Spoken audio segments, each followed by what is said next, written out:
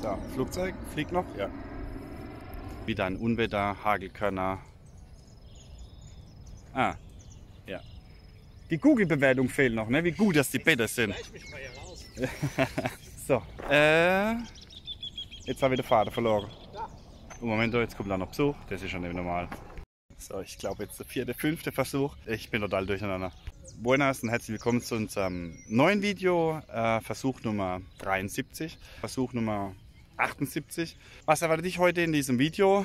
Die Fortschritte der letzten 2-3 Wochen. Dann natürlich wieder Rückschläge. Wir haben wieder Unwetter. Leider war es nicht nur Regen, sondern Hagelkörner, ja, also riesige Hagelkörner.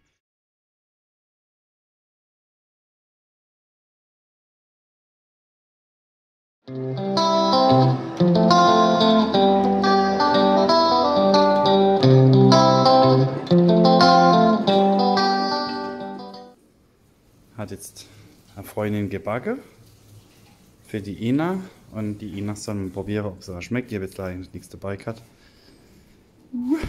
Da ist ja die Ina. Probar. Bauschaum. Buen dia. Wir haben einen Müllbehälter jetzt anfertigen lassen. Und ich habe gestern gesehen, unser Lapacho hat die erste Blüte getragen. Und zwar waren die hier dran und heute Morgen sind sie schon abgefallen. Also, das ist ein gelber Lapacho. Sieht richtig toll aus. Die neue, wo wir gepflanzt haben, kommen richtig gut. Und die, wo wir als erstes gepflanzt haben, wachsen richtig, richtig schnell. Und da haben wir unseren Himbeerstrauch und wie man sieht, wir haben die ersten Früchte. Und wir konnten auch schon die ersten essen. Dieses habe ich vor 5 Tagen gemäht. Kann schon wieder mehr, ne? Also ich zeige es euch gerade mal. Mega hoch war er wieder. Also das Wetter momentan, Regen, Sonne. Ich habe schon mal erwähnt, es explodiert hier alles. Und da sind die Kolibri-Pflanzen, bekommen jetzt auch alle neue Blüten. Richtig schön. Unsere Drainage funktioniert. Ich habe mit dem Nachbar gesprochen und ja, super toll von ihm auch, ja, super Kooperation. Habe die Drainage 1 Meter reingezogen und seitdem keine Probleme mehr. Weder bei ihm noch bei uns. Das läuft unterirdisch ab und alles super. So, dann gehen wir mal gucken, was jetzt alles passiert ist. Also wir haben die ersten Gäste schon da. Wohnen auf der Baustelle. Hier wurde aufgeschlagen. In der öffentlichen Bäder oder Dusche, Toilette, so rum. Und wird heute verkleidet dann mit Holz. Und hier hat es auch riesige Fortschritte gegeben. Wir gehen mal rein. Hier haben wir jetzt die Abwassersystem Strom, Internet verlegt. Das ist dann eine Linie, da können wir dann die anderen Häuser hier anschließen. Casa Elena wurde jetzt der Ringanker betoniert und wird jetzt vorne die Terrasse eingeschaltet und wird vorne dann der Ringanker gemacht. So, dann haben wir Casa Astrid, ist soweit auch fertig. Auch hier wird heute die Pfosten von der Terrasse eingeschaltet und der Ringanker fertig gemacht. Last but not least haben wir Casa Nea. Und hier, ja. Casa Nea, und das sieht man es, wurde jetzt aufgeschlagen mit Holz. Also wird gerade die Verkleidung gemacht von Holz. Ich denke, wir sind in einer Stunde komplett fertig. Dann kommt die Isolationsfolie drauf und dann Chapa. So, Casa Anchi müssen noch die Türe ausgetauscht werden. Mit der war ich nicht zufrieden. Mit der Türe. Also einmal sieht man es ja mit bloßem Auge. Hier haben wir einen Abstand von ca. 1 cm. Und hier unten haben wir einen Abstand von 5 mm. Ja, also das gefällt mir so nicht. Und ja, und dann haben wir auch hier schon die erste Risse dann drin. Das ist nicht wirklich schön. Da bin ich überhaupt nicht zufrieden, weil die Türen sind jetzt 1 Woche alt. Warte jetzt gerade dann, bis die Türen drin sind. Dann können wir die Häuser möblieren. Dieses Haus ist komplett fertig mobiliert. Da kommen jetzt morgen noch dann Esszimmertisch, Couchtisch und Spiegelschrank fürs Bad. Und dann haben wir es soweit. Dann haben wir Casa Robby. Da liegt der Kuba im Schatten. Wie gesagt, wir warten jetzt nur auf die Türe, damit wir anfangen können, dann alles fertig zu machen. So, die Jungs machen hier sauber. Da kommt jetzt dann Rasen eingesät und dann wieder Buchsbaum in der Mitte zur Abtrennung. Und da haben wir jetzt nochmal einen speziellen Putz draufgelegt. Das ist wie so ein Babypopo. Das ist richtig glatt. Der wird jetzt gerade nochmal drüber gezogen und das wird jetzt dann nächste Woche gestrichen. Und ja, so heute haben wir Dienstag. Und ich finde es mega. Sí. So, und das andere wird jetzt noch grau gestrichen. Wir werden auch hier einen Strukturputz genommen. Dieses Haus haben wir auch schon, also für die anderen 2 Häuser haben wir jetzt auch die Farbe. Das muss dann noch abgeschmiegelt werden, so wie das Haus dann. Und dann wird es gestrichen. Ja, das sieht gut aus. Das sieht richtig gut aus. Ja. Bei 2 Häusern stand der Eingang seitlich und dann kommt später so eine Hecke rüber und dann geradeaus durch dann. Und hier, wo ich jetzt stehe, also da kommt dann der andere Weg hin von den anderen 3 Häusern. Das heißt, der Weg kommt so her. Das heißt, man läuft dann auf Posadas dann zu. Buenas tardes. So. ¿Qué? Ay. Ja, der Juan ist fertig war im Haus anlegen. Es fehlen noch die Buchsbäume. Der Luna ist kräftig am Streichen. Muy lindo. Luna la solución. So, das ist Casamel. Gelb. Das sieht aus wie die Patrullas, ne? Wie die Straßenpolizei, wie so ein Hauptquartier von denen. Gehen wir gerade mal rein. So, man kommt rein und ich stand direkt in der Küche. Da kam das Licht an. Jetzt sieht man das besser, jetzt ist noch ein bisschen leer. Hier kommt noch ein Schrank hin. Küche, dann kommen noch Gardinen hin. Und dann hat man hier der Essbereich. Wohnzimmerbereich. Dann Terrasse. Dann hier das Bad. Dann haben wir Schlafzimmer 2. Wie gesagt, Klimaanlage fehlt jetzt noch. Wird jetzt aber gemacht. Und last but not least das große Schlafzimmer. Mit Vorhang. Und einem großen Schrank. Da haben wir Casa Kai in der Vereinsfarbe von unserem Club. Geht mal rein, hat mal linke Hand an die Küche. Ist ein bisschen größer jetzt wie die vom Casa Mel. Dann hier der Essbereich, die gleiche Möbel dann. Wie gesagt, fehlen jetzt noch ein paar Steckdosen und Internet kommt jetzt gerade. Dann haben wir hier das Schlafzimmer Nummer 1. Wird jetzt noch bezogen, die Ina macht es fertig und halt diesen Ausblick auf Posadas. Es kommt in den Videos, ich weiß, viele Leute, die jetzt da waren, die sehen das da drüber und sagen, ay, das ist schon richtig nah Posadas. Das Problem ist immer, dass es auf den Videos nie rüberkommt. So, dann machen wir das Licht an. Da muss noch geputzt werden.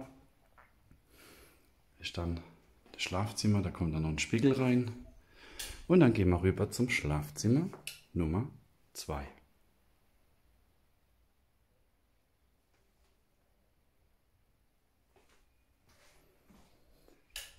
So ist's. Es wird noch dekoriert ein bisschen.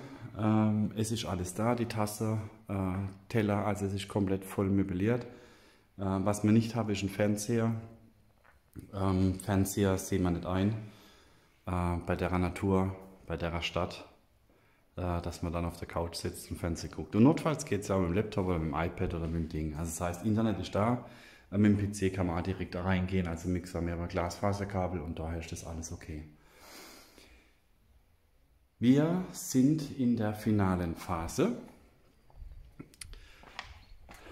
Ja, die Häuser darüber wollen wir in 4 Wochen fertig haben, weil in 5 Wochen haben wir alle Häuser belegt, bis auf 1. So, Und hier haben wir Casa Robby, das wird jetzt noch grün. Was ich noch sagen wollte, genau, die Gäste haben unsere Schlafqualität gelobt. Die Betten sind sehr, sehr gut, das war uns wichtig, weil was ist ein Urlaub mit einem schlechten Schlaf? Gar nichts. Gut. Ja, das war jetzt der schöne Part vom Video. Das heißt, die ganzen Fortschritte, alles neu, ja, die Klimaanlage neu und der Putz alles neu, gestrichen wurde.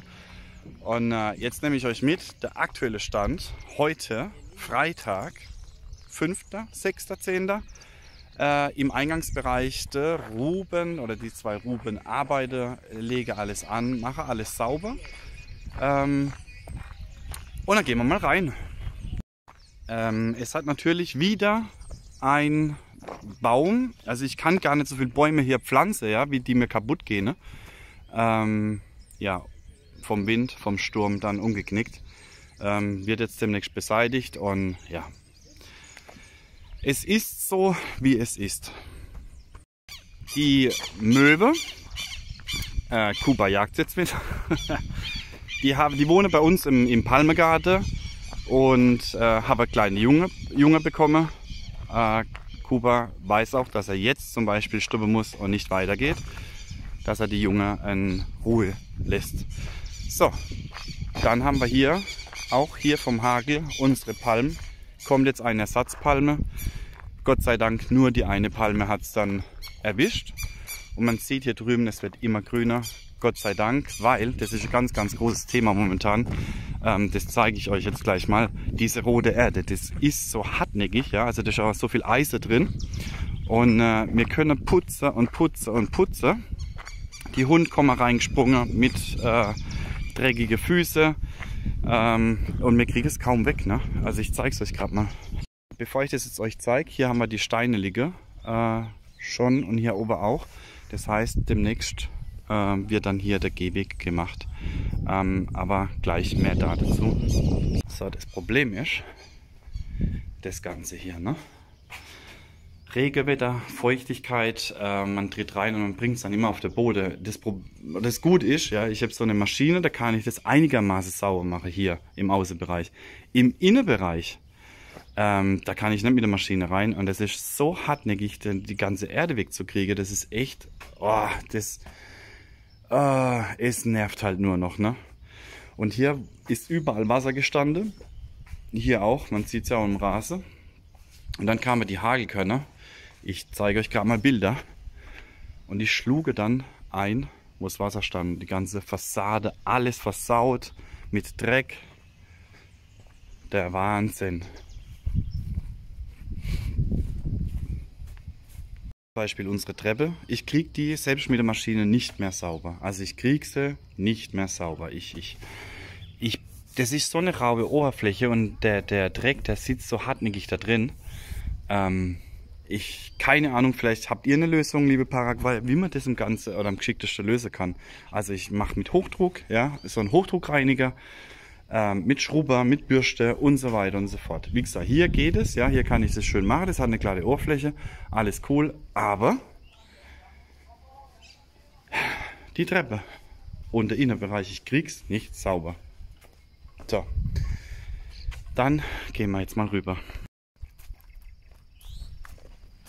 Baños Públicos, also die öffentlichen Bäder sind oder wurden jetzt verputzt oder werden gerade verputzt, aufgeschlagen wurde. Chapa ist auf dem Dach.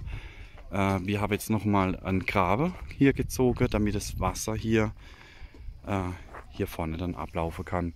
Ansonsten Wasserproblem haben wir sehr, sehr gut im Griff. Also die Drainage packt richtig viel mittlerweile und ja, jetzt geht es halt hier darum, dass wir hier das Wasser abpumpen, wo man die Siegergrube hier reinmachen wollen. Dann kommt der Bagger, geht noch mal ein bisschen tiefer. Aufgrund der Unwetter komplett liegen wir 2-3 Wochen hinter. Und in 4 Wochen kommen schon die ersten Gäste. Und in 5 Wochen sollten eigentlich alle Häuser dann fertig sein. Hugo gibt sein Bestes. Ja, wir arbeiten, aber wenn es halt wirklich, wie gesagt, windet, ja, stürmisch ist und Regen, das ist unmöglich, ja. Also es ist wirklich unmöglich. So. Dahinter wäre die Dachrinne befestigt. Und ja, hier hat es halt zum Beispiel ordentlich geklopft. Ne? Also hier, da dagegen geflogen ist, was abgebrochen. Und man sieht, ich weiß nicht, ob man es jetzt erkennen kann, aber die ganze weiße Punkte hier, das sind alles Hagelkörner, wo eingeschlagen ist. Ne? Überall. Ja, hier jetzt auch nochmal ganz eingetroffen. Also wenn wir das sogar wirklich noch ausbessern müssen, die Klimaanlage. Seht ihr das? Das ist komplett zerschlagen. Entschuldigung. Da schaut mal. Wahnsinn. Da war wieder gut. Das Problem war halt natürlich auch, hier ist Wasser gestanden, dann kamen die Hagelkörner und halt alles dreckig. Ne? Also wirklich alles dreckig. Aber das ist so ein Putz oder eine Farbe, die kann man dann auch abwäschen. So. Ja, hier Klimaanlage kaputt. Da auch. Und dann hier wieder die weiße Punkte von den Einschlägen.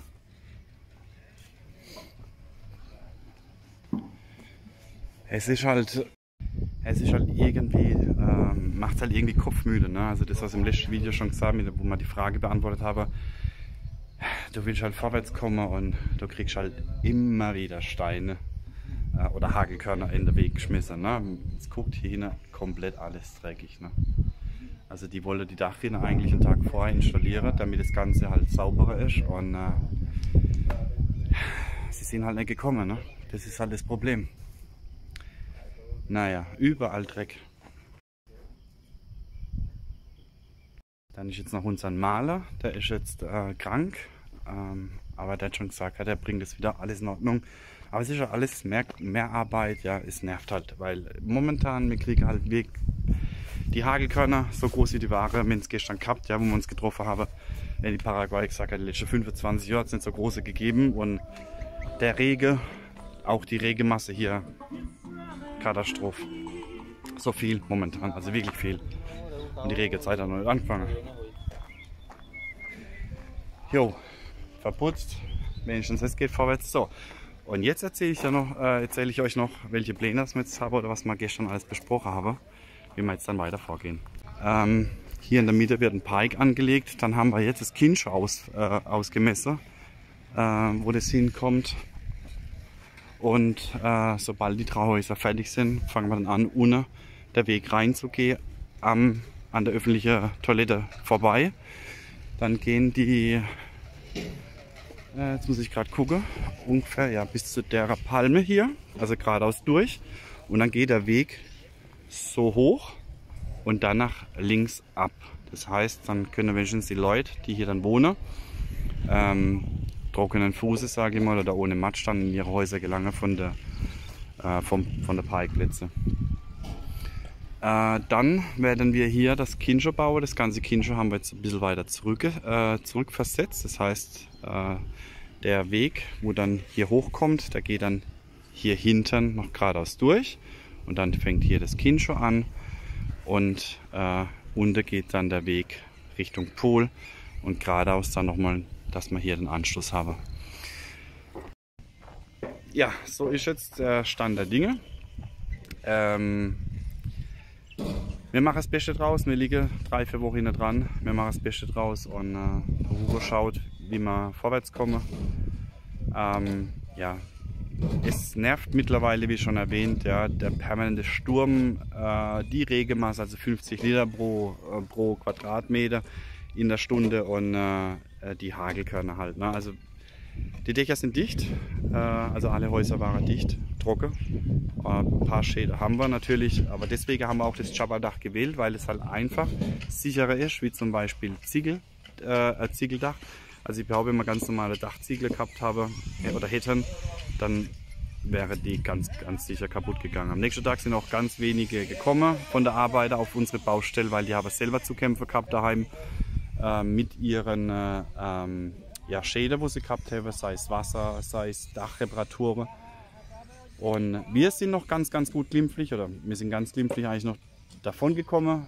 Santa Rita zum Beispiel, Ruta 6 Richtung Ciudad del Este. Da hat es unheimliche Stürme gegeben und ganz viele Gebäude beschädigt. Auch der Tunnel, also bei der Ruta 6 sind so Pflanze, ist so ein ganz toller Tunnel, da bin ich auch schon durchgefahren. Hat es komplett zerlegt, also das hat ausgesehen wie nach dem Krieg. Ja, nochmal, es sind halt Sachen, die nerven mittlerweile. Ja, wir haben noch kein richtig Rasen, deswegen tragen wir Erde rein und wir stehen halt alle 3-4 Tage dran und putzen. Also liebe Paraguayer, falls ihr einen Tipp habt, wie man die Erde von der Fliese wegbekommt, schreibt es bitte gerne mal in die Kommentare, weil ich bin mittlerweile mit dem Latein am Ende. Und so wie ich mit Latein am Ende bin, bin ich mit dem Video am Ende. Ich wünsche euch eine ganz tolle Zeit. Bleibt gesund und bis zum nächsten Mal. Bis dann.